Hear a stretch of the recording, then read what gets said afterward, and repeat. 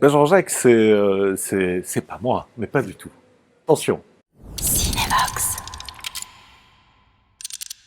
Eh bien, en fait, c'est Carole qui tombe amoureuse de Jean-Jacques. Et Jean-Jacques, en fait, a 3 enfants. Et elle va devoir faire avec. Et c'est un petit peu toute cette histoire. Comment on fait avec 3 cacahuètes qui ne sont pas les siennes, finalement. C'est tous les obstacles, toutes les petites tensions qui peuvent exister.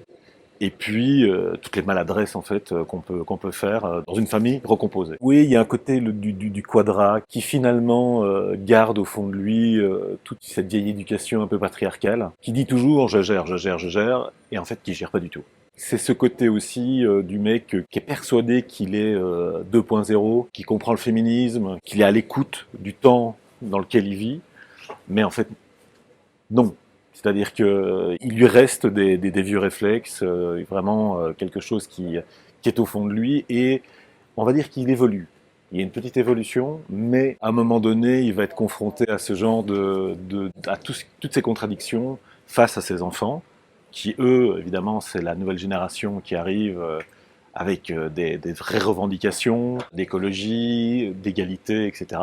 Et aussi face à Carole, qui est une femme bien de son temps. Carole, on s'est rencontrés à une soirée autour d'un verre, voire 2 verres. On s'est rencontrés et très vite on a sympathisé. Et elle m'a dit tiens, est-ce que ça te dit on est en train d'écrire avec Mathieu Debatty des capsules. Est-ce que t'es partant pour faire mon mec? Et puis je dis bah oui, bah, pourquoi pas. Et puis elle m'a invité voir le One Woman Show et je suis tombé en amour du spectacle et de Carole. Par la même occasion. Dès que j'ai vu, moi, le One Belmer Show écrit par Mathieu et par Carole, très vite, je me suis rendu compte qu'ils étaient pas dans le consensuel, quoi. Ils y vont, ils ont pas peur, c'est assez radical. Et je pense aussi que le côté no kids s'affiche assez vite, donc on n'épargne pas les enfants, quoi. Ce sont des boulets, et à un moment donné, on a envie de les faire disparaître. Alors je suis pas père, mais j'entends énormément de choses autour de moi, assez pour pouvoir témoigner en fait finalement dans cette série.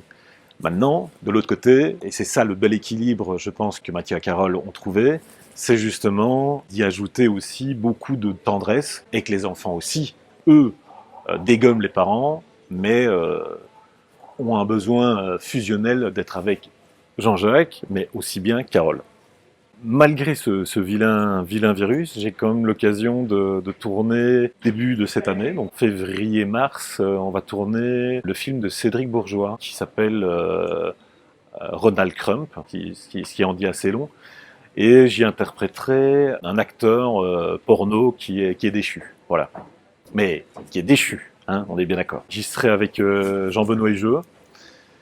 Et alors, il y a aussi, là c'est plutôt au printemps, je retrouve Xavier Sauron pour son 2e long métrage qui s'appelle Chienne de vie. Cinévox.